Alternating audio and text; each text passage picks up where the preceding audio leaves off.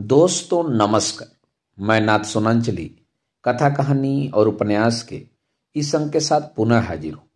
दोस्तों इस समय हम लोग सुन रहे हैं कथा सम्राट प्रेमचंद की लिखी हुई मानसरोवर भाग 1 से कुछ कहानियों का वाचन। इस कड़ी में आज लीजिए सुनिए प्रेमचंद की लिखी हुई मानसरोवर भाग 1 से एक और कहानी दिल की रानी का वाचन मेरे अर्थात नाथ सोनांचली के स्वर में। जिन वीर तुर्कों के प्रखर प्रताप से ईसाई दुनिया कांप रही थी, उन्हीं का रक्त आज कुस्तुनतुनिया की गलियों में बह रहा है। वही कुस्तुनतुनिया जो 100 साल पहले तुर्कों के आतंक से आहत हो रहा था, आज उनके गर्म रक्त से अपना कलेजा ठंडा कर रहा है। और तुर्की सेनापति 1 लाख सिपाहियों के साथ तैमूरी तेज के सामने अपनी किस्मत का फैसला सुनने के लिए खड़ा है। तैमूर ने विजय से भरी आंखें उठाई और सेनापति यजदानी की ओर देखकर सिंह के समान गर्जा, क्या चाहते हो, जिंदगी या मौत? यजदानी ने गर्व से सिर उठाकर कहा, इज्जत की जिंदगी मिले तो जिंदगी, वरना मौत। तैमूर का क्रोध प्रचंड हो उठा। उसने बड़े बड़े अभिमानियों का सिर नीचा किया था। यह जवाब इस अवसर पर सुनने की उसे ताव न थी। इन 1 लाख आदमियों की जान उसकी मुट्ठी में है।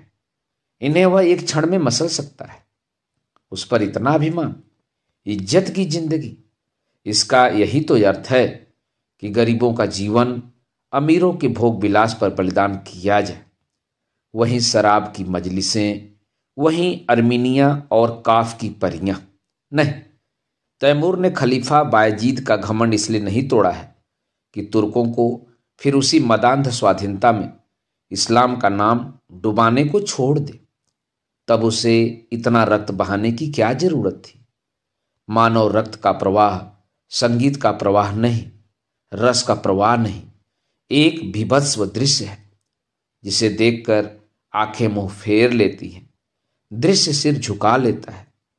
तैमूर हिंसक पशु नहीं है जो यह दृश्य देखने के लिए अपने जीवन की बाजी लगा दे।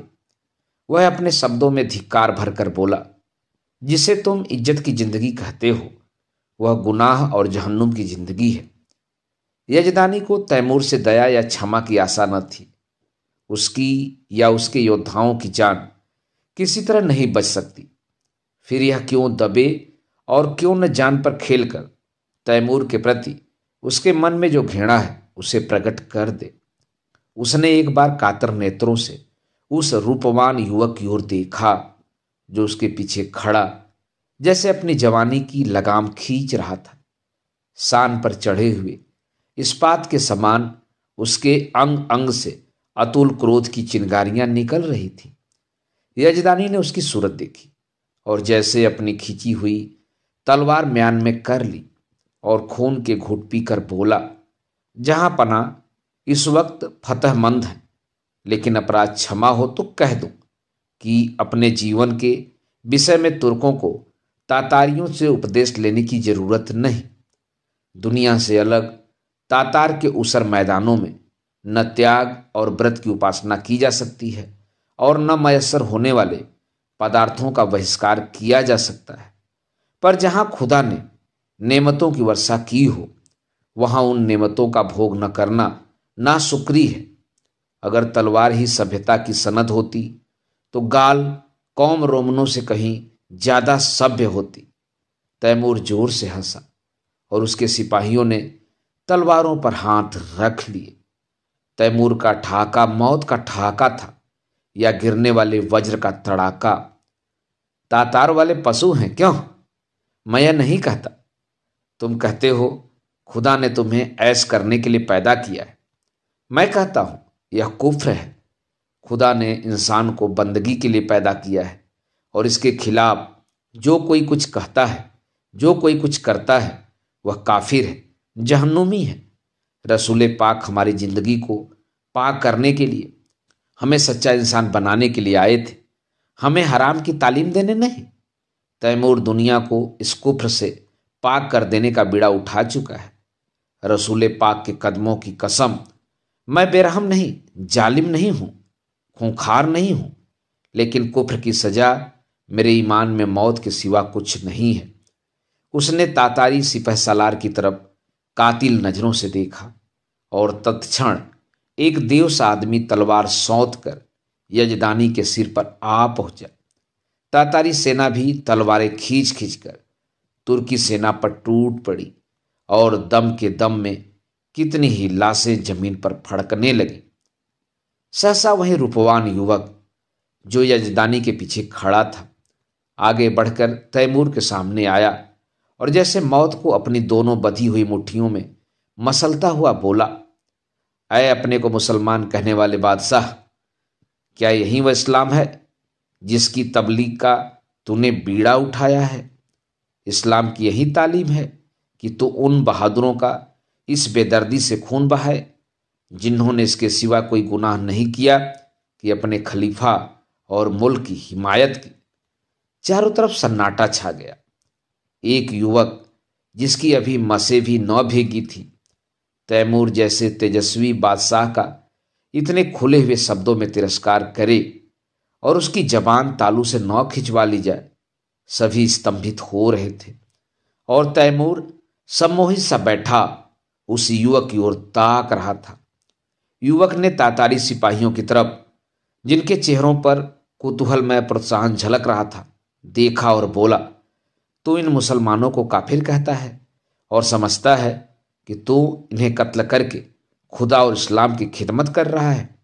मैं तुमसे पूछता हूं, अगर वह लोग जो खुदा के सिवा और किसी के सामने सिजदा नहीं करते, जो रसूल पाक को अपना रहबर समझते हैं, मुसलमान नहीं है तो कौन मुसलमान है? मैं कहता हूं हम काफिर सही, लेकिन तेरे तो हैं। क्या इस्लाम जंजीरों में बंधे हुए कैदियों के कत्ल की इजाजत देता है? खुदा ने अगर तुझे ताकत दी है, अख्तियार दिया है, तो क्या इसलिए कि तू खुदा के बंदों का खून बहाए? क्या गुनाहगारों को कत्ल करके तो उन्हें सीधे रास्ते पर ले आएगा?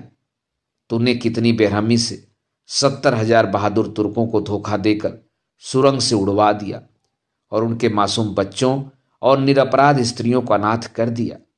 तुझे कुछ अनुमान है? क्या यही कारनामे हैं जिन पर तुम अपने मुसलमान होने का गर्व करता है? क्या इसी कत्ल, खून और बहते दरिया से तू दुनिया में अपना नाम रोशन करेगा? तूने तुर्कों के खून बहते दरिया में अपने घोड़ों के सुम नहीं भिगोए हैं, बल्कि इस्लाम को जड़ से खोद कर फेंक दिया है। यह वीर तुर्कों का ही आत्मोत्सर्ग है जिसने यूरोप में इस्लाम की तौहीद फैलाई। आज सोफिया के गिरजे में तुझे अल्लाह अकबर की सदा सुनाई दे रही है। सारा यूरोप इस्लाम का स्वागत करने को तैयार है। क्या यह कारनामे इसी लायक हैं कि उनका यह इनाम मिले? इस ख्याल को दिल से निकाल दे कि तू खुरेजी से इस्लाम की खिदमत कर रहा है। एक दिन तुझे भी परवरदिगार के सामने अपने कर्मों का जवाब देना पड़ेगा और तेरा कोई उज्र न सुना जाएगा, क्योंकि अगर तुझमें अब भी नेक और बद की तमीज बाकी है तो अपने दिल से पूछ, तूने यह जिहाद खुदा की राह में किया या अपनी हविस के लिए? और मैं जानता हूं तुझे जो जवाब मिलेगा वह तेरी गर्दन शर्म से झुका देगा। खलीफा अभी सिर झुकाया ही था कि यजदानी ने कांपते हुए शब्दों में अर्ज की, जहां पनाह, यह गुलाम का लड़का है, इसके दिमाग में कुछ फितूर है। हुजूर इसकी गुस्ताखियों को मुआफ करे, मैं उसकी सजा झेलने को तैयार हूं। तैमूर उस युवक के चेहरे की तरफ स्थिर नेत्रों से देख रहा था। आज जीवन में पहली बार उसे निर्भीक शब्दों को सुनने का अवसर मिला। उसके सामने बड़े बड़े सेनापतियों, मंत्रियों और बादशाहों की जबान न खुलती थी। वह जो कुछ कहता था वही कानून था। किसी को उसमें चूक करने की ताकत न थी। उनकी खुशामदों ने उसकी अहमन्यता को आसमान पर चढ़ा दिया था। उसे विश्वास हो गया था कि खुदा ने इस्लाम को जगाने और सुधारने के लिए ही उसे दुनिया में भेजा है। उसने पैगंबरी का दावा तो नहीं किया, पर उसके मन में यह भावना दृढ़ हो गई थी। इसलिए जब आज एक युवक ने प्राणों का मोह छोड़कर उसकी कीर्ति का पर्दा खोल दिया तो उसकी चेतना जैसे जाग उठी। उसके मन में क्रोध और हिंसा की जगह श्रद्धा का उदय हुआ। उसकी आंखों का एक इशारा इस युवक की जिंदगी का चिराग गुल कर सकता था। उसकी संसार विजयनी शक्ति के सामने यह दुधमुहा बालक मानो अपने नन्हे नन्हे हाथों से समुद्र के प्रवाह को रोकने के लिए खड़ा हो।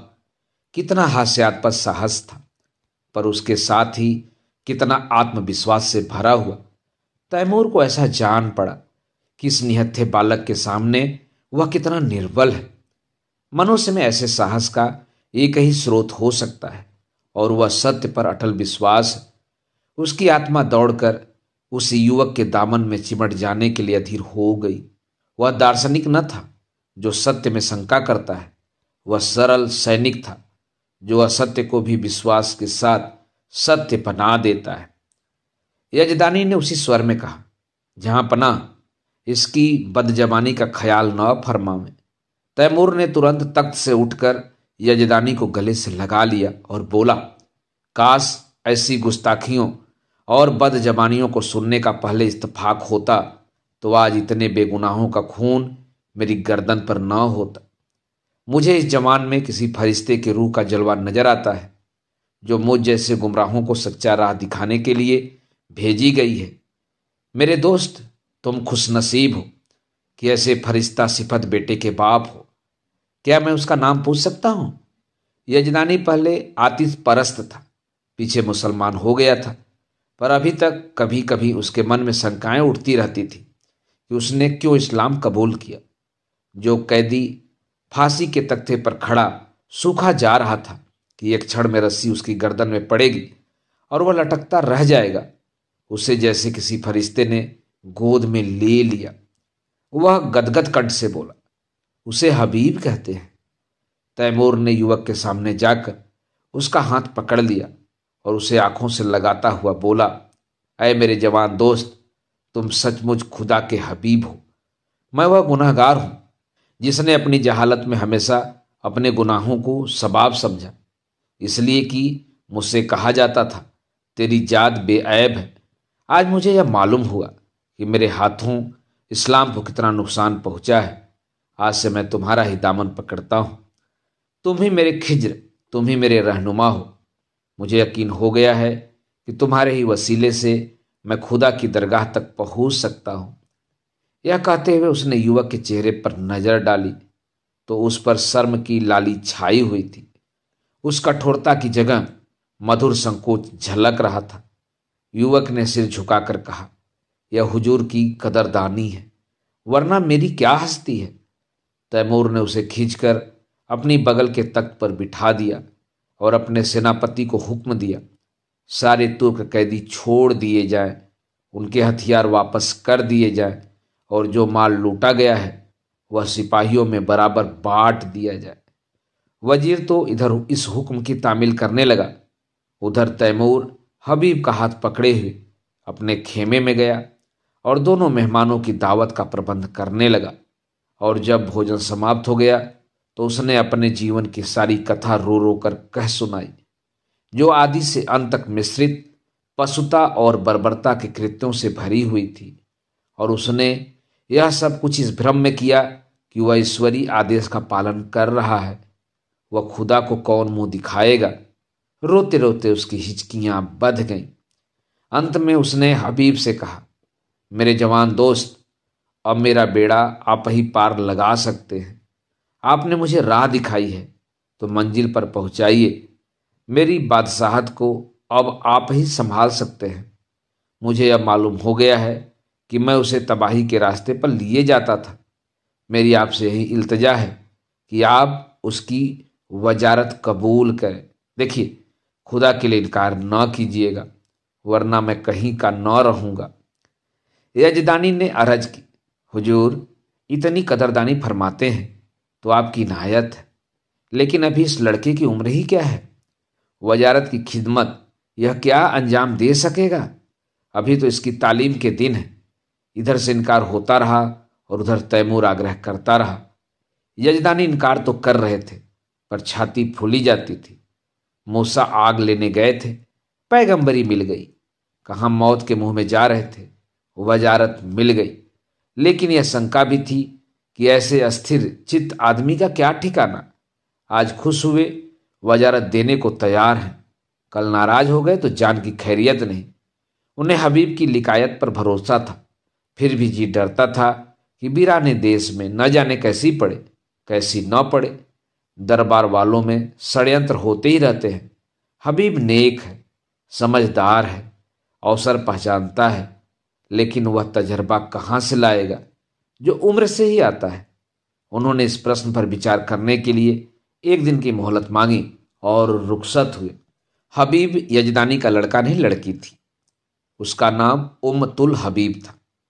जिस वक्त यजदानी और उसकी पत्नी मुसलमान हुए तो लड़की की उम्र कुल 12 साल की थी, पर प्रकृति ने उसे बुद्धि और प्रतिभा के साथ विचार स्वातंत्र भी प्रदान किया था। वह जब तक सत्यासत्य की परीक्षा न कर लेती कोई बात स्वीकार न करती। माँ बाप के धर्म परिवर्तन से उसे अशांति तो हुई, पर जब तक इस्लाम का अच्छी तरह अध्ययन न कर ले वह केवल माँ बाप खुश करने के लिए इस्लाम की दीक्षा नहीं ले सकती थी। माँ बाप भी उस पर किसी तरह का दबाव नहीं डालना चाहते थे। जैसे उन्हें अपने धर्म को बदल लेने का अधिकार है, वैसे ही उसे अपने धर्म पर आरूढ़ रहने का भी अधिकार है। लड़की को संतोष हुआ, लेकिन उसने इस्लाम और जरथुस्ते धर्म दोनों ही का तुलनात्मक अध्ययन आरंभ किया और पूरे 2 साल के अन्वेषण और परीक्षण के बाद उसने भी इस्लाम की दीक्षा ले ली। माता पिता फूले ना समाये। लड़की उनके दबाव से मुसलमान नहीं हुई है, बल्कि स्वेच्छा से, स्वाध्याय से और ईमान से। 2 साल तक उन्हें जो शंका घेरे रहती थी वह मिट गई। यजदानी के कोई पुत्र न था और उस युग में जबकि आदमी की तलवार ही सबसे बड़ी अदालत थी, पुत्र का न रहना संसार का सबसे बड़ा दुर्भाग्य था। यजदानी बेटे का अरमान बेटी से पूरा करने लगा। लड़कों की भांति उसकी शिक्षा दीक्षा होने लगी। वह बालकों के से कपड़े पहनती, घोड़े पर सवार होती, शस्त्र विद्या सीखती और अपने बाप के साथ अक्सर खलीफा बायजीद के महलों में जाती और राजकुमारी के साथ शिकार खेलने जाती। इसके साथ ही वह दर्शन, काव्य, विज्ञान और आध्यात्म का भी अभ्यास करती थी। यहाँ तक कि 16वें वर्ष में वह फौजी विद्यालय में दाखिल हो गई और 2 साल के अंदर वहाँ के सबसे ऊंची परीक्षा पास करके फौज में नौकर हो गई। शस्त्र विद्या और सेना संचालन कला में इतनी निपुण थी और खलीफा बायजीद उसके चरित्र से इतना प्रसन्न था कि पहले ही पहल उसे 1 हजारी मनसब मिल गया। ऐसी युवती के चाहने वालों की क्या कमी। उसके साथ के कितने ही अफसर, राज परिवार के कितने ही युवक उस पर प्राण देते थे, पर कोई उसकी नज़रों में न जचता था। नित्य ही निकाह के पैगाम आते थे, पर वह हमेशा इनकार कर देती थी। वैवाहिक जीवन से ही उसे रुचि थी। युवतियां कितने अरमानों से ब्याह करके लाई जाती हैं और फिर कितने निरादर से महलों में बंद कर दी जाती हैं। उनका भाग्य पुरुषों की दया के अधीन है। अक्सर ऊंचे घरानों की महिलाओं से उसको मिलने जुलने का अवसर मिलता था। उनके मुख से उनकी करुण कथा सुनकर वह वैवाहिक पराधीनता से और भी घृणा करने लगती थी और यजदानी उसकी स्वाधीनता में बिल्कुल बाधा न देता था। लड़की स्वाधीन है, उसकी इच्छा हो विवाह करे या कुंवारी रहे, वह अपनी आप मुख्तार है। उसके पास पैगाम आते तो वह साफ जवाब दे देता, मैं इस बारे में कुछ नहीं जानता, इसका फैसला वही करेगी। यद्यपि एक युवती का पुरुष वेश में रहना, पुरुषों से मिलना जुलना समाज में आलोचना का विषय था, पर यजदानी और उसकी स्त्री दोनों को ही उसके सतीत्व पर विश्वास था। हबीब के व्यवहार और आचार में उन्हें ऐसी कोई बात नजर न आती थी जिससे उन्हें किसी तरह की शंका होती। यौवन की आधी और लालसाओं के तूफान में वह 24 वर्षों की बीरबाला अपने हृदय की संपत्ति लिए अटल और अजेय खड़ी थी, मानो सभी युवक उसके सगे भाई हैं। कुस्तुनतुनिया में कितनी खुशियां मनाई गईं, हबीब का कितना सम्मान और स्वागत हुआ, उसे कितनी बधाइयां मिली, यह सब लिखने की बात नहीं। शहर तबाह हुआ जाता था। संभव था आज उसके महलों और बाजारों से आग की लपटें निकलती होती। राज्य और नगर को उस कल्पनातीत विपत्ति से बचाने वाला आदमी कितने आदर, प्रेम, श्रद्धा और उल्लास का पात्र होगा, इसकी तो कल्पना भी नहीं की जा सकती। उस पर कितने फूलों और कितने लाल जवाहरों की वर्षा हुई, इसका अनुमान तो कोई कवि ही कर सकता है। और नगर की महिलाएं हृदय के अक्षय भंडार से आशीषें निकाल निकाल कर उस पर लुटाती थी और गर्व से फूली हुई उसका मुंह निहार कर अपने को धन्य मानती थी। उसने देवियों का मस्तक ऊंचा कर दिया था। रात को तैमूर के प्रस्ताव पर विचार होने लगा। सामने गद्देदार कुर्सी पर यजदानी था, सौम्य, विशाल और तेजस्वी। उसकी दाहिनी तरफ उसकी पत्नी थी, ईरानी लिबास में, आंखों में दया और विश्वास की ज्योति भरे हुए। बाईं तरफ उम्मुतुल हबीब थी, जो इस समय रमणी वेश में मोहिनी बनी हुई थी, ब्रह्मचर्य के तेज से दीप्त। यजदानी ने प्रस्ताव का विरोध करते हुए कहा, मैं अपनी तरफ से कुछ नहीं कहना चाहता, लेकिन यदि मुझे सलाह देने का अधिकार है तो मैं स्पष्ट कहता हूं कि तुम्हें इस प्रस्ताव को कभी स्वीकार नहीं करना चाहिए। तैमूर से यह बात बहुत दिन तक छिपी नहीं रह सकती कि तुम क्या हो। उस वक्त क्या परिस्थिति होगी मैं नहीं कुछ कह सकता, और यहां इस विषय में जो कुछ टिकाएं होंगी वह तुम मुझसे ज्यादा जानती हो। यहां मैं मौजूद था और कुत्सा को मुंह न खोलने देता था, पर वहां तुम अकेली रहोगी और कुत्सा को मनमाने आरोप करने का अवसर मिलता रहेगा। उसकी पत्नी स्वेच्छा को इतना महत्व न देना चाहती थी। बोली, मैंने सुना है तैमूर निगाहों का अच्छा आदमी नहीं है। मैं किसी तरह तुझे न जाने दूंगी। कोई बात हो जाए तो सारी दुनिया हंसे, यूं ही हंसने वाले क्या कम हैं। इसी तरह स्त्री पुरुष बड़ी देर तक ऊंच नीच सुझाते रहे और तरह तरह की शंकाएं करते रहे, लेकिन हबीब मौन साधे बैठी हुई थी। यजदानी ने समझा हबीब भी उनसे सहमत है। इनकार की सूचना देने के लिए ही था कि हबीब ने पूछा, आप तैमूर से क्या कहेंगे? यही जो यहां तय हुआ। मैंने तो अभी कुछ नहीं कहा। मैंने तो समझा तुम भी हमसे सहमत हो। जी नहीं, आप उनसे जाकर कह दें कि मैं स्वीकार करती हूं। माता ने छाती पर हाथ रखकर कहा, यह क्या गजब करती हो बेटी। सोच तो दुनिया क्या कहेगी। यजदानी भी सिर थामकर बैठ गए, मानो हृदय में गोली लग गई हो। मुंह से एक शब्द भी न निकला। हबीब त्योरियों पर बल डालकर बोली, अम्मी जान, मैं आपके हुक्म से जौ भर भी मुंह नहीं फेरना चाहती। आपको पूरा अख्तियार है, मुझे जाने दें या न दें, लेकिन मुल्क की खिदमत का ऐसा मौका शायद मुझे जिंदगी में फिर न मिले। इस मौके को हाथ से खो देने का अफसोस मुझे उम्र भर रहेगा। मुझे यकीन है कि अमीर तैमूर को मैं अपनी दियानत, बेगर्जी और सच्ची वफादारी से इंसान बना सकती हूं, और शायद उसके हाथों खुदा के बंदों का खून इतनी कसरत से न बहे। वह दिलेर है मगर बेरहम नहीं। कोई दिलेर आदमी बेरहम नहीं हो सकता। उसने अब तक जो कुछ किया है मजहब के अंधे जोश में किया है। आज खुदा ने मुझे वह मौका दिया है कि मैं उसे दिखा दूं कि मजहब खिदमत का नाम है, लूट और कत्ल का नहीं। अपने बारे में मुझे मुतलक अंदेशा नहीं है। मैं अपनी हिफाजत आप कर सकती हूँ। मुझे दावा है कि अपने फर्ज को नेक नियति से अदा करके मैं दुश्मनों की जुबान भी बंद कर सकती हूँ। और मान लीजिए मुझे नाकामी भी हो तो क्या सच्चाई और हक के लिए कुर्बान हो जाना जिंदगी की सबसे शानदार फतह नहीं है?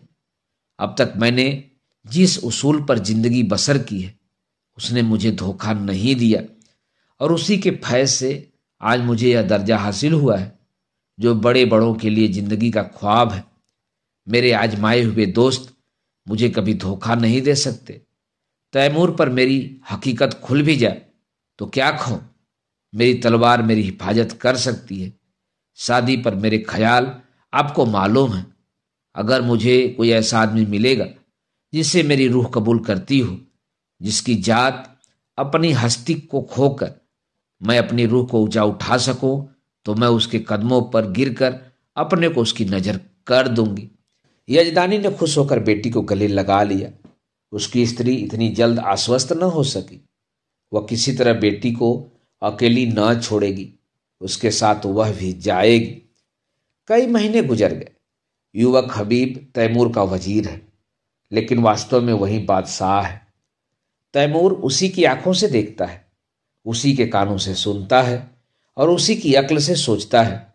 वह चाहता है हबीब आठों पहर उसके पास रहे, उसके सामीप्य में उसे स्वर्ग का सा सुख मिलता है। समरकंद में एक प्राणी भी ऐसा नहीं जो उससे जलता हो। उसके बर्ताव ने सभी को मुग्ध कर दिया है, क्योंकि वह इंसाफ से जौ भर भी कदम नहीं हटाता। जो लोग उसके हाथों चलती हुई न्याय की चक्की में पीस जाते हैं, वे भी उससे सद्भाव ही रखते हैं, क्योंकि वह न्याय को जरूरत से ज्यादा कटु नहीं होने देता। संध्या हो गई थी, राज्य कर्मचारी जा चुके थे। समाधान में मोम की बत्तियां जल रही थी। अगर की सुगंध से सारा दीवान खाना महक रहा था। हबीब उठने ही को था कि चौबदार ने खबर दी, हुजूर जहां पनाह तशरीफ ला रहे हैं। हबीब इस खबर से कुछ प्रसन्न नहीं हुआ। अन्य मंत्रियों की भांति वह तैमूर की सोहबत का भूखा नहीं है। वह हमेशा तैमूर से दूर रहने की चेष्टा करता है। ऐसा शायद ही कभी हुआ हो उसने शाही दस्तरखान पर भोजन किया हो। तैमूर की मजलिसों में भी वह कभी शरीक नहीं होता। उसे जब शांति मिलती है तब एकांत में अपनी माता के पास बैठकर दिन भर का माजरा उसे कहता है और वह उस पर अपनी पसंद की मुहर लगा देती है। उसने द्वार पर जाकर तैमूर का स्वागत किया। तैमूर ने मसनद पर बैठते हुए कहा, मुझे ताजुब होता है कि तुम इस जवानी में जाहिदों की सी जिंदगी कैसे बसर करते हो हबीब। खुदा ने तुम्हें वह हुस्न दिया है कि हसीन से हसीन नाजनीन भी तुम्हारी मासूक बनकर अपने को खुशनसीब समझेगी। मालूम नहीं तुम्हें खबर है या नहीं, जब तुम अपने मुस्की घोड़े पर सवार होकर निकलते हो तो समरकंद की खिड़कियों पर हजारों आंखें तुम्हारी एक झलक देखने के लिए मुंतजिर बैठी रहती हैं, पर तुम्हें किसी तरफ आंख उठाते नहीं देखा। मेरा खुदा गवाह है, मैं कितना चाहता हूं कि तुम्हारे कदमों के नक्शे पर चलूं, पर दुनिया मेरी गर्दन नहीं छोड़ती। मैं चाहता हूं जैसे तुम दुनिया में रहकर भी दुनिया से अलग रहते हो, वैसे मैं भी रहूं, लेकिन मेरे पास न वह दिल है न वह दिमाग। मैं हमेशा अपने आप पर, सारी दुनिया पर दांत पीसता रहता हूं, जैसे मुझे हरदम खून की प्यास लगी रहती है जिसे तुम बुझने नहीं देते, और यह जानते हुए भी कि तुम जो कुछ करते हो उससे बेहतर कोई दूसरा नहीं कर सकता। मैं अपने गुस्से को काबू में नहीं कर सकता। तुम जिधर से निकलते हो मोहब्बत और रोशनी फैला देते हो। जिसको तुम्हारा दुश्मन होना चाहिए वह तुम्हारा दोस्त है। मैं जिधर से निकलता हूं नफरत और स्वभाव फैलाता हुआ निकलता हूं। जिसे मेरा दोस्त होना चाहिए वह भी मेरा दुश्मन है। दुनिया में बस एक ही जगह है जहां मुझे आफियत मिलती है। अगर तुम मुझे समझते हो यह ताज और तख्त मेरे रास्ते के रोड़े हैं, तो खुदा की कसम मैं आज इन पर लात मार दूं। मैं आज तुम्हारे पास यही दरख्वास्त लेकर आया हूं कि तुम मुझे वह रास्ता दिखाओ जिससे मैं सच्ची खुशी पा सकूं। मैं चाहता हूं तुम इसी महल में रहो ताकि मैं तुमसे सच्ची जिंदगी का सबक सीखूं। हबीब का हृदय धक से हो उठा। कहीं अमीर पर नारित्व का रहस्य खुल तो नहीं गया। उसकी समझ में न आया कि उसे क्या जवाब दे। उसका कोमल हृदय तैमूर की इस करुण आत्मग्लानि पर द्रवित हो गया। जिसके नाम से दुनिया कांपती है वह उसके सामने एक दयनीय प्राणी बना हुआ उसके प्रकाश की भिक्षा मांग रहा है। तैमूर की उस कठोर विकृत शुष्क हिंसात्मक मुद्रा में उसे एक स्निग्ध मधुर ज्योति दिखाई दी, मानो उसका जागृत विवेक भीतर से झांक रहा हो। उसे अपना स्थिर जीवन, जिसमें ऊपर उठने की स्मृति ही न रही थी, इस विफल उद्योग के सामने तुच्छ जान पड़ा। उसने मुग्ध कंठ से कहा, हुजूर इस गुलाम की इतनी कदर करते हैं, यह मेरी खुशनसीबी है, लेकिन मेरा शाही महल में रहना मुनासिब नहीं। तैमूर ने पूछा, क्यों? इसलिए कि जहां दौलत ज्यादा होती है वहां डाके पड़ते हैं, और जहां कदर ज्यादा होती है वहां दुश्मन भी ज्यादा होते हैं। तुम्हारा भी कोई दुश्मन हो सकता है? मैं खुद अपना दुश्मन हो जाऊंगा। आदमी का सबसे बड़ा दुश्मन गरूर है। तैमूर को जैसे कोई रत्न मिल गया। उसे अपनी मनः तुष्टि का आभास हुआ। आदमी का सबसे बड़ा दुश्मन गरूर है। इस वाक्य को मन ही मन दोहराकर उसने कहा, तुम मेरे काबू में कभी न आओगे हबीब। तुम वह परिंदा हो जो आसमान में ही उड़ सकता है। उसे सोने के पिंजड़े में भी रखना चाहो तो फड़फड़ाता रहेगा। खैर, खुदा हाफिज। वह तुरंत अपने महल की ओर चला, मानो उस रत्न को सुरक्षित स्थान में रख देना चाहता हो। यह वाक्य पहली बार उसने न सुना था, पर आज इससे जो ज्ञान, जो आदेश, जो सत्प्रेरणा उसे मिली, वह कभी न मिली थी। इस्तखर के इलाके से बगावत की खबर आई है। हबीब को शंका है कि तैमूर वहां पहुंचकर कहीं कत्लेआम न कर दे। वह शांतिमय उपायों से इस विद्रोह को ठंडा करके तैमूर को दिखाना चाहता है कि सद्भावना में कितनी शक्ति है। तैमूर उसे इस मुहिम पर नहीं भेजना चाहता, लेकिन हबीब के आग्रह के सामने बेबस। हबीब को जब और कोई युक्ति न सूझी तो उसने कहा, गुलाम के रहते हुए हुजूर अपनी जान खतरे में डालें, यह नहीं हो सकता। तैमूर मुस्कुराया, मेरी जान की तुम्हारी जान के मुकाबले में कोई हकीकत नहीं है हबीब। फिर मैंने तो कभी जान की परवाह न की। मैंने दुनिया में कत्ल और लूट के सिवा और क्या यादगार छोड़ी। मेरे मर जाने पर दुनिया मेरे नाम को रोएगी नहीं, यकीन मानो। मेरे जैसे लुटेरे हमेशा पैदा होते रहेंगे। लेकिन खुदा न करे तुम्हारे दुश्मनों को कुछ हो गया तो यह सल्तनत खाक में मिल जाएगी, और तब मुझे भी सीने में खंजर चुभा लेने के सिवा और कोई रास्ता न रहेगा। मैं नहीं कह सकता हबीब, तुमसे मैंने कितना पाया। काश 10-5 साल पहले तुम मुझे मिल जाते तो तैमूर तारीख में इतना रूही शाह न होता। आज अगर जरूरत पड़े तो मैं अपने जैसे 100 तैमूरों को तुम्हारे ऊपर निसार कर दूं। यही समझ लो कि मेरी रूह को अपने साथ लिए जा रहे हो। आज मैं तुमसे कहता हूं हबीब कि मुझे तुमसे इश्क है। इसे मैं अब जान पाया हूं, मगर इसमें क्या बुराई है कि मैं भी तुम्हारे साथ चलूं। हबीब ने धड़कते हुए हृदय से कहा, अगर मैं आपकी जरूरत समझूंगा तो इतला दूंगा। तैमूर ने दाढ़ी पर हाथ रखकर कहा, जैसी तुम्हारी मर्जी, लेकिन रोजाना काशिद भेजते रहना, वरना शायद मैं बेचैन होकर चला आऊं। तैमूर ने कितनी मोहब्बत से हबीब के सफर की तैयारियां की, तरह तरह के आराम और तकल्लुफ की चीजें उसके लिए जमा की। उसको इस स्थान में यह चीजें कहाँ मिलेंगी। वह ऐसा संलग्न था मानो माता अपनी लड़की को ससुराल भेज रही हो। जिस वक्त हबीब फौज के साथ चला तो सारा समरकंद उसके साथ था, और तैमूर आंखों पर रुमाल रखे अपने तख्त पर ऐसा से झुकाए बैठा था मानो कोई पक्षी आहत हो गया हो। इस्तखर अरमनी ईसाइयों का इलाका था। मुसलमानों ने उसे परास्त करके वहां अपना अधिकार जमा लिया था और ऐसे नियम बना दिए थे जिससे ईसाइयों को पग पग अपनी पराधीनता का स्मरण होता रहता था। पहला नियम जजिए का था, जो हर एक ईसाई को देना पड़ता था, जिससे मुसलमान मुक्त थे। दूसरा नियम यह था कि गिरजों में घंटा 9 बजे। तीसरा नियम मदिरा का था, जिसे मुसलमान हराम समझते थे। ईसाइयों ने इन नियमों का क्रियात्मक विरोध किया, और जब मुसलमान अधिकारियों ने शस्त्र बल से काम लेना चाहा तो ईसाइयों ने बगावत कर दी। मुसलमान सूबेदार को कैद कर लिया और किले पर सलीबी झंडा उड़ने लगा। हबीब को यहां आए आज दूसरा दिन है, पर इस समस्या को कैसे हल करे उसका उदार हृदय कहता था, ईसाइयों पर इस बंधनों का कोई अर्थ नहीं। हर एक धर्म का समान रूप से आदर होना चाहिए, लेकिन मुसलमान इन कैदों को हटा देने पर कभी राजी न होंगे, और यह लोग मान भी जाएं तो तैमूर क्यों मानने लगा। उसके धार्मिक विचारों में कुछ उदारता आई है, फिर भी वह इन कैदों को उठाना कभी मंजूर न करेगा। लेकिन क्या वह उन ईसाइयों को सजा दे जो अपनी धार्मिक स्वाधीनता के लिए लड़ रहे हैं, जिसे वह सत्य समझता है? उसकी हत्या कैसे करे?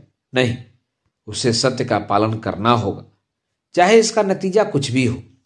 अमीर समझेंगे मैं जरूरत से ज्यादा बढ़ा जा रहा हूं, कोई मुजायका नहीं। दूसरे दिन हबीब ने प्रातःकाल डंके की चोट पर ऐलान कराया, जजिया माफ किया गया।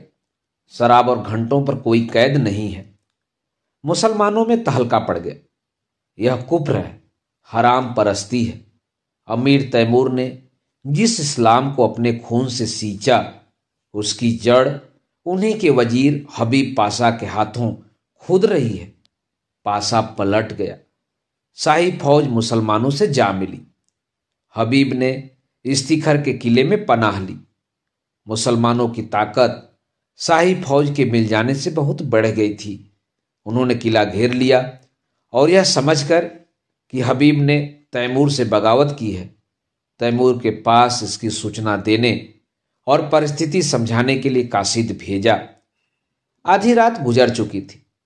तैमूर को 2 दिनों से इस्तिखर की कोई खबर न मिली थी। तरह तरह की शंकाएं हो रही थी। मन में पछतावा हो रहा था। उसने क्यों हबीब को अकेले जाने दिया। माना कि वह बड़ा नीति कुशल है, पर बगावत कहीं जोर पकड़ गई तो मुट्ठी भर आदमियों से वह क्या कर सकेगा। और बगावत यकीनन जोर पकड़ेगी। वहां के ईसाई बला के सर्कस। जब उन्हें मालूम होगा कि तैमूर की तलवार में जंग लग गया और उसे अब महलों की जिंदगी पसंद है, तो उनकी हिम्मत दूनी हो जाएगी। हबीब कहीं दुश्मनों से घिर गया तो बड़ा गजब हो जाएगा। उसने अपना जानू पर हाथ मारा और पहलू बदलकर अपने ऊपर झुझलाया। वह इतना पस्त हिम्मत क्यों हो गया? क्या उसका तेज और शौर्य उसे विदा हो गया? जिसका नाम सुनकर दुश्मन में कंपन पड़ जाता था, वह आज अपना मुंह छिपाकर महलों में बैठा हुआ है। दुनिया की आंखों में इसका यही अर्थ हो सकता है कि तैमूर अब मैदान का शेर नहीं, कालीन का शेर हो गया। हबीब फरिश्ता है, जो इंसान की बुराइयों से वाकिफ नहीं, जो रहम और साफ दिली और बेगर्जी का देवता है। वह क्या जाने इंसान कितना शैतान हो सकता है। अमन के दिनों में तो ये बातें कौम और मुल्क को तरक्की के रास्ते पर ले जाती हैं, पर जंग में जबकि शैतानी जोश का तूफान उठता है, इन खुशियों की गुंजाइश नहीं। उस वक्त तो उसी की जीत होती है जो इंसानी खून का रंग खेले और खेतों खलिहानों को जलाए, जंगलों को बसाए और बस्तियों को वीरान करे। अमन का कानून जंग के कानून से जुदा है। सहसा चौबदार ने इस्तिखर से एक कासिद के आने की खबर दी। कासिद ने जमीन चूमी और एक किनारे अदब से खड़ा हो गया। तैमूर का रोब ऐसा छा गया कि जो कुछ कहने आया था वह भूल गया। तैमूर ने त्योरियां चढ़ाकर पूछा, क्या खबर लाया है? 3 दिन के बाद आया भी तो इतनी रात गए। कासिद ने फिर जमीन चूमी और बोला, खुदाबंद वजीर साहब ने जजिया मुआफ कर दिया। तैमूर गरज उठा, क्या कहता है? जजिया माफ कर दिया? हाँ खुदाबंद। किसने? वजीर साहब ने। किसके हुक्म से? अपने हुक्म से हुजूर। हाँ? और हुजूर शराब का भी हुक्म दे दिया? हाँ? गिरजों में घंटे बजाने का भी हुक्म हो गया है। अच्छा? और खुदाबंद ईसाइयों से मिलकर मुसलमानों पर हमला कर दिया, तो मैं क्या करूं? हुजूर हमारे मालिक हैं। अगर हमारी कुछ मदद न हुई तो वहां एक मुसलमान भी जिंदा न बचेगा। हबीब पाशा इस वक्त कहाँ है? इस्तिखर के किले में हुजूर। और मुसलमान क्या कर रहे हैं? हमने ईसाइयों को किले में घेर लिया है, उन्हीं के साथ हबीब को भी। हाँ हुजूर, वह हुजूर से बागी हो गए और इसलिए मेरे वफादार इस्लाम के खादिमों ने उन्हें कैद कर रखा है। मुमकिन है मेरे पहुँचते पहुँचते उन्हें कत्ल भी कर दें। बदजात, दूर हो जा मेरे सामने से। मुसलमान समझते हैं हबीब मेरा नौकर है और मैं उसका आका हूँ। यह गलत है, झूठ है। इस सल्तनत का मालिक हबीब है, तैमूर उसका अदना गुलाम है। उसके फैसले में तैमूर दस्तंदाजी नहीं कर सकता। बेशक जजिया मुआफ होना चाहिए। मुझे अधिकार नहीं कि दूसरे मजहब वालों से उनके ईमान का तावान लूँ। कोई अधिकार नहीं है। अगर मस्जिद में अजान होती है तो कलीसा में घंटा क्यों बजे? घंटे की आवाज़ में कुफ्र नहीं है। काफिर वह है जो दूसरों का हक छीन ले, जो गरीबों को सताए, दगाबाज हो, खुद गरज हो।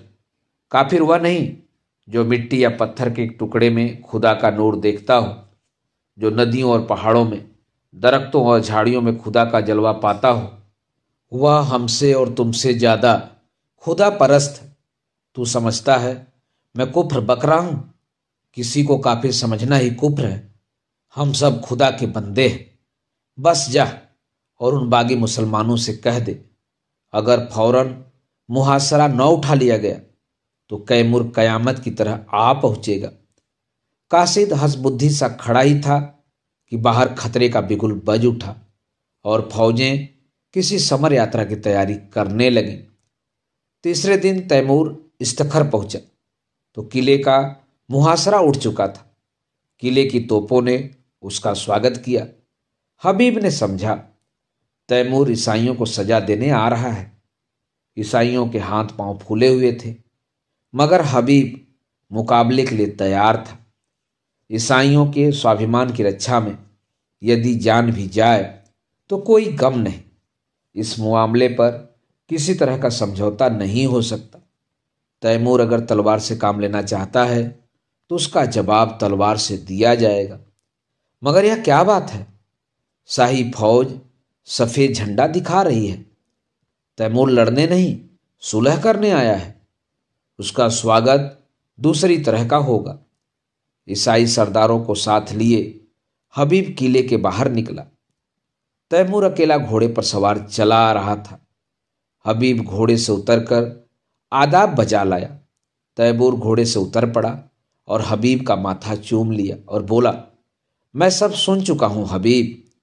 तुमने बहुत अच्छा किया और वही किया जो तुम्हारे सिवा दूसरा नहीं कर सकता था। मुझे जजिया लेने का या ईसाइयों से मजहबी हक छीनने का कोई मजाज न था। मैं आज दरबार करके इन बातों की तस्दीक कर दूंगा और तब मैं एक ऐसे तजवीज बताऊंगा जो कई दिन से मेरे जहन में आ रही है और मुझे उम्मीद है कि तुम उसे मंजूर कर लोगे। मंजूर करना पड़ेगा। हबीब के चेहरे का रंग उड़ रहा था। कहीं हकीकत खुल तो नहीं गई? वह क्या तजवीज है? उसके मन में खलबली पड़ गई। तैमूर ने मुस्कुराकर पूछा, तुम मुझसे लड़ने को तैयार थे? हबीब ने शर्माते हुए कहा, हक के सामने अमीर तैमूर की भी कोई हकीकत नहीं। बेशक बेशक, तुम में फरिश्तों का दिल है तो शेरों की हिम्मत भी है। लेकिन अफसोस यही है कि तुमने यह गुमान ही क्यों किया कि तैमूर तुम्हारे फैसले को मनसूख कर सकता है। यह तुम्हारी जात है जिसने मुझे बतलाया है कि सल्तनत किसी आदमी की जायदाद नहीं, बल्कि एक ऐसा दरख्त है जिसकी हर एक शाख और पत्ती एक सी खुराक पाती है। दोनों किले में दाखिल हुए। सूरज डूब चुका था। आन की आन में दरबार लग गया और उसमें तैमूर ने ईसाइयों के धार्मिक अधिकारों को स्वीकार किया। चारों तरफ से आवाज आई, खुदा हमारे शहंशाह को उम्र दराज करे। तैमूर ने उसी सिलसिले में कहा, दोस्तों, मैं इस दुआ का हकदार नहीं हूं। जो चीज मैंने आपसे जबरन ली थी उसे आपको वापस देकर मैं दुआ का काम नहीं कर रहा हूं। इससे कहीं ज्यादा मुनासिब यह है कि आप मुझे लानत दें कि मैंने इतने दिनों तक आपके हकों से आपको महरूम रखा। चारों तरफ से आवाज आई, मरहबा मरहबा। दोस्तों, उन हकों के साथ साथ मैं आपकी सल्तनत भी आपको वापस करता हूं, क्योंकि खुदा की निगाह में सभी इंसान बराबर हैं और सभी कौम या शख्स को दूसरी कौम पर हुकूमत करने का इख्तियार नहीं है। आज से आप अपने बादशाह हैं। मुझे उम्मीद है कि आप भी मुस्लिम आबादी को उसके जायज हकों से महरूम न करेंगे। मगर कभी ऐसा मौका आए कि कोई जाबिर कौम आपकी आज़ादी छीनने की कोशिश करे तो तैमूर आपकी मदद करने को हमेशा तैयार रहेगा। किले में जश्न खत्म हो चुका है। उमरा और रुहकाम रुखसत हो चुके हैं। दीवाने खास में सिर्फ तैमूर और हबीब रह गए हैं। हबीब के मुख पर आज स्मित हास्य की वह छटा है जो सदैव गंभीरता के नीचे दबी रहती थी। आज उसके कपोलों पर जो लाली, आंखों में जो नशा, अंगों में जो चंचलता है, वह और कभी नजर न आई थी। वह कई बार तैमूर से शोखियां कर चुका है, कई बार हंसी कर चुका है। उसकी युवती चेतना पद और अधिकार को भूलकर चहकती फिरती है। सहसा तैमूर ने कहा, हबीब, मैंने आज तक तुम्हारी हर एक बात मानी है। अब मैं तुमसे यह तजवीज करता हूं, जिसका मैंने जिक्र किया था, उसे तुम्हें कबूल करना पड़ेगा। हबीब ने धड़कते हुए हृदय से सिर झुकाकर कहा, फरमाइए। पहले वादा करो कि तुम कबूल करोगे। मैं तो आपका गुलाम हूं। नहीं, तुम मेरे मालिक हो, मेरी जिंदगी की रोशनी हो। तुमसे मैंने जितना फैज पाया है उसका अंदाजा नहीं कर सकता। मैंने अब तक सल्तनत को अपनी जिंदगी की सबसे प्यारी चीज समझा था। इसके लिए मैंने वह सब कुछ किया जो मुझे न करना चाहिए था। अपनों के खून से भी इन हाथों को दागदार किया, गैरों के खून से भी। मेरा काम अब खत्म हो चुका। मैंने बुनियाद जमा दी, इस पर महल बनाना तुम्हारा काम है। मेरी यही इल्तजा है कि आज से तुम इस बादशाहत के अमीर हो जाओ, मेरी जिंदगी में भी और मरने के बाद भी। हबीब ने आकाश में उड़ते हुए कहा, इतना बड़ा बोझ, मेरे कंधे इतने मजबूत नहीं हैं। तैमूर ने दीन आग्रह के स्वर में कहा, नहीं मेरे प्यारे दोस्त, मेरी यह इल्तजा माननी पड़ेगी। हबीब की आंखों में हंसी थी, अधरों पर संकोच। उसने आहिस्ता से कहा, मंजूर है। तैमूर ने प्रफुल्लित स्वर में कहा, खुदा तुम्हें सलामत रखे। लेकिन अगर आपको मालूम हो जाए कि हबीब एक कच्ची अक्ल की कुंवारी बालिका है तो वह मेरी बादशाहत के साथ मेरे दिल की भी रानी हो जाएगी। आपको बिल्कुल ताजुब नहीं हुआ? मैं जानता था कब से, जब तुमने पहली बार अपनी जालिम आंखों से मुझे देखा। मगर आपने छिपाया खूब, तुम ही ने सिखाया। शायद मेरे सिवा यहां किसी को यह बात मालूम नहीं। आपने कैसे पहचान लिया? तैमूर ने मतवाली आंखों से देखकर कहा, यह न बताऊंगा। यही हबीब तैमूर की बेगम हमीदा के नाम से मशहूर है। दोस्तों, अभी आप सुन रहे थे प्रेमचंद की लिखी हुई मानसरोवर भाग 1 से एक कहानी दिल की रानी का वाचन मेरे अर्थात नाथ सुनांचली के स्वर में। दोस्तों, और भी किस्से, कहानी और उपन्यास सुनने के लिए आप मेरे साथ कथा, कहानी और उपन्यास के साथ जुड़े रहें। धन्यवाद। नमस्कार।